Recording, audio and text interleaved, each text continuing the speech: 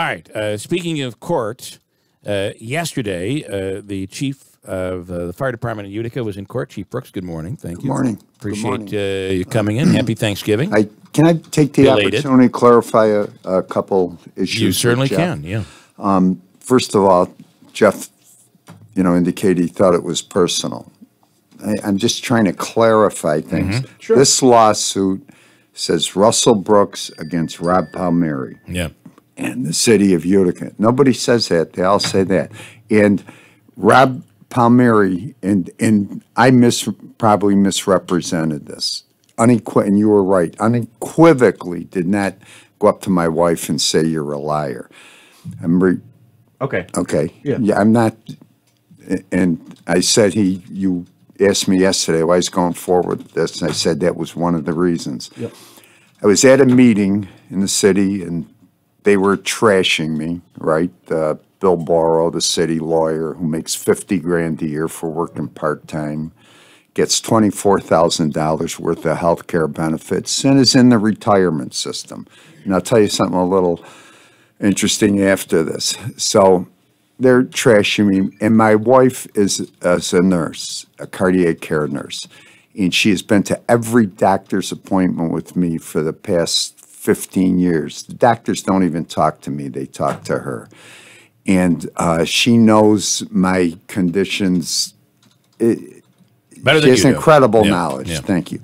And anybody that knows her knows that she is probably the kindest, most sensitive, and I've never heard her raise her voice, ever, to anybody. Yeah.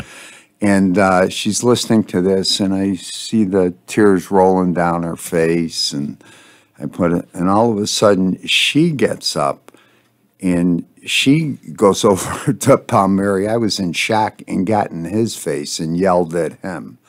But the point was that they were and she had spoken on my behalf that they were calling her a liar. So, but I know I said that yesterday, and I just wanted to clarify that. And a couple other things I want to clarify, because I got calls from guys that were at Ground Zero with me. This contention about 8 hours is just more lies from the city. We were there working for the first 24 hours. We were not a quarter mile away. We arrived and we staged a few blocks back. I gave the directive, get your gear ready, get your infrared cameras ready, get your equipment ready. And myself and another command officer immediately, we were walking through the towers. And there's pictures of that. So that's bogus. That's just lies that seem all of a sudden, they seem to be just taken as the truth. Yeah. And something you said the other day that just hit the nail right on the head. You came back from a news conference that they had in the city, and you did say, yeah, that's the city attorney. This is, take it for what it's worth, the city attorney. But I got to tell you, many in the media didn't say that. They just regurgitated what they heard from Bill Borrow, okay? And that was the story, and it was completely misinformation. Okay, I feel better now. All right. Thank you. All right, Okay, whatever you want to ask me, I you had ask my me. moment a few minutes ago. Huh? I had my moment a few minutes ago. So, we're both working without a contract here, so Absolutely, absolutely. I am too, as a matter of fact. All right. All right. So yesterday, you had your court appearance. Yes. And we're going to talk to your attorney in just a moment here. Yeah. Why can't this? Why does this? I guess, Jeff, we talked about this earlier, and you kind of walked away saying, why is this even going on? Why couldn't this just be settled? Absolutely. Well, initially, the first day, I spoke with my attorney when this happened in Albany. He goes, "Don't worry, Russ. I'll take care of this. We'll negotiate. Yeah. We'll figure what they want. We'll figure it out." And to be done. He goes, "I won't even charge you anything. I'll come up to Utica." They wouldn't even talk to him. They wanted to. This is personal. Yeah. political, vindictive. I mean, I can't believe there's anyone anywhere that doesn't realize that. Earl T. Redding is your attorney, who's on the line right now. Good morning, Earl. Thanks for coming on. Good morning, Earl. Good morning. So, tell us, if you could, what? So the judge heard the arguments yesterday, and now he will come up with a decision. What could come out of this decision? Could the judge rule that Chief Brooks is reinstated? What are we arguing for here? Well, the chief wouldn't be reinstated in any sort of way. What we're asking is that there be a designation of the General Municipal Law 92D. Got it. And once there's a designation of that, the city can then seek reimbursement from the state for the sick leave that they've had Chief Brooks on since May. So, you know, the chief's not really asking for anything other than that the city designate him, I guess, 92D. Yeah. And because the chief is currently receiving his salary and utilizing sick leave for his salary, and he is currently receiving his health benefits. So that's why I said yesterday in court that this is an upside down proceeding, because normally an employee is going in against the municipality and saying, you owe me back pay because you terminated me wrongly, or, you know, you denied me benefits when I should have those benefits. What we're saying in the 92D is that all you have to do is provide him and designate him with the 92D, and then you, the city, can go to the state and ask for reimbursement from the sick leave you've had him out on since May. So how long have you been working for the city here? Because it sounds to me like you're representing the city. It's almost an argument that I'm just baffled by all of this. Do you follow where I'm going with this, Earl? I mean, it almost seems as if Yeah, I agree with you, because we generally, you know, my firm represents municipalities and represents employers. Yeah. And we have represented the city of Utica in the past. And, you know, I've looked at this from a management side as well. I mean, I think any attorney obviously has to look at it from both sides. And I've looked at it from a management side and said, well, I don't understand here. And that's why, you know, I say it's upside down, because we are kind of arguing that the city should be reimbursed. You know, I understand the city's argument that they feel that maybe the state would come after them and say, you know, it wasn't a World Trade Center health qualifying condition. But, you know, here's the thing. The chief was vetted by the World Trade Center Health Organization program, which the chief can describe, but it's a large program done by doctors that are not subjective, not like, you know, our own doctors. They're objective, and they put him through an analysis, and they determined that he has a certified condition. That's essentially presumptive evidence that he has this. He subsequently developed CLL from his time down there. The city's. So I don't see the state ever coming back at the city and saying, you owe us, or we're not going to reimburse you for the sick leave. It doesn't seem like me that would ever happen. that's part of their argument, right? Right. The city's Jeff. basically saying that they don't have the evidence for causation. For instance, just an analogy, I've smoked for probably almost 20 years, so that puts me at risk for certain things. But if I smoked for a week, would I be at risk for those same things? And respectfully, Chief, I say this absolutely respectfully, they're basically saying you were only there for, let's say, a day. So versus being on the pile, breathing that stuff in for weeks or months, your risk would be greater than... No, it wouldn't be. But I'm saying that's what the city's arguing. Basically, the analysis they do, they say if you were there the first 11th or 12th, if you were there 1 minute, this plume was like confetti coming down. And this is a part. This is the legislation, though, that the governor passed. Didn't he just pass legislation in September? If you were there on the 14th, you had to be there 4 hours. This has all been analyzed by the Disease Control Center, by the World Trade Center Health Organization, panels of the best doctors and scientists in the country.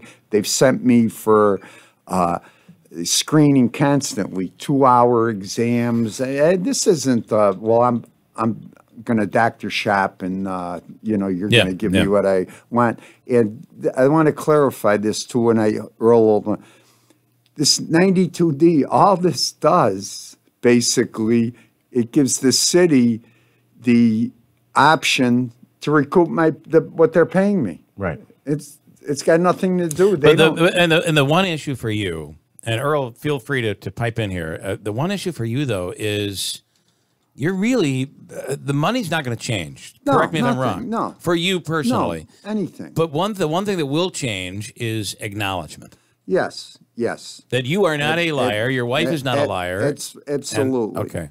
Absolutely. That's really all you.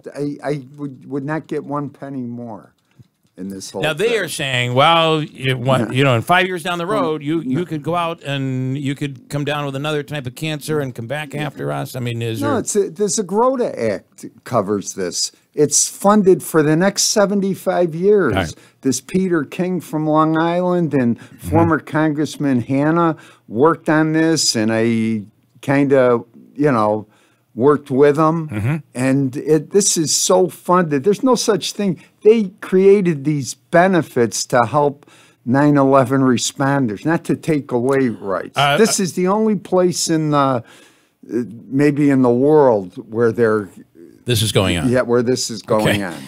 Well, we are unique here in Utica. We are. Yeah, Earl, go ahead. By the way, we're talking to Chief Brooks.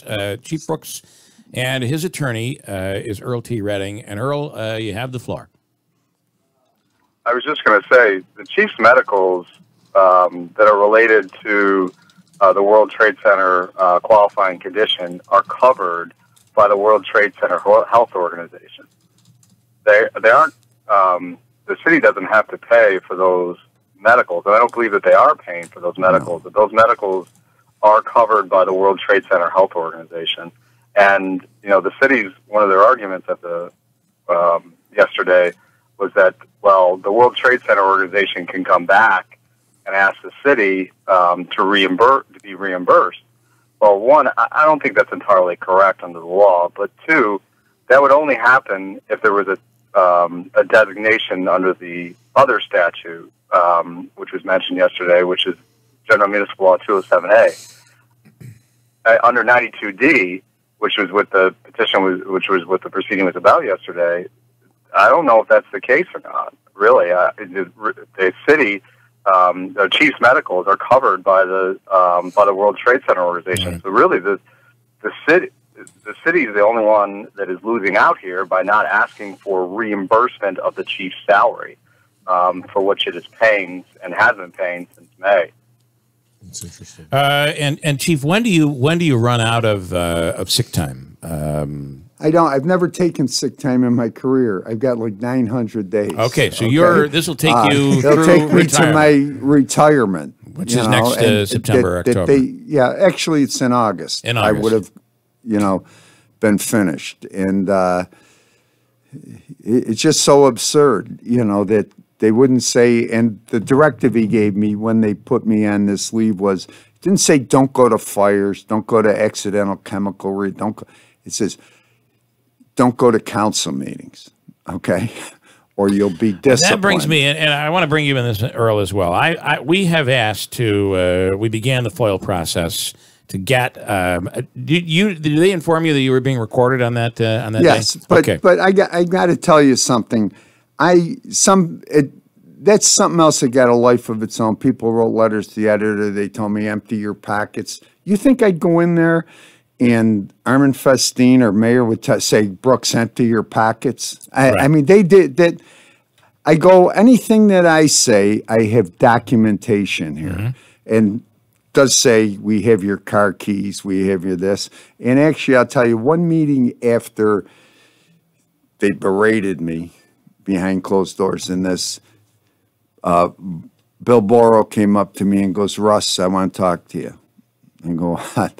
He goes, there's nobody in city government that I like or respect more than you. After all Heaven that. forbid. No, they believe me. They didn't come up and get in my face, and they're not. They're not that kind of people. Right. Okay. So you're saying it was they're more behind the back. Put a knife in your back. Got it. But I stand by the documentation. It says you weren't working as a representative of the city. You weren't as a firefighter. They acknowledge that now, though. Yeah, in court. what? They do acknowledge Yeah. you were working for the city. Yeah, You went down. Yeah, to well, 9/11. sure, they got caught. There's certain lies they can't. Yeah. Like Tim Julian came on and said, basically, yeah, I sent them down there. Right. I have 30 seconds. So we'll do this on the other side, but I want to give Earl an opportunity. In closing, have you ever seen, take your legal hat off, I guess. Personally, what do you think of this? Have you ever seen anything like this case? I can't take my legal hat off on that. I mean, I think unfortunately, this is something that I think the city got itself into. And maybe not the city, but the administration got themselves into. And, 92G comes along, and it's a perfect win-win for the city. The chief continues, on sick leave. Until his mandatory retirement. So there's no giant. I am out of time. I apologize. There's no big loss for the city. We'll continue with this. Earl T. Redding, thank you so much. We'll continue after the break news next.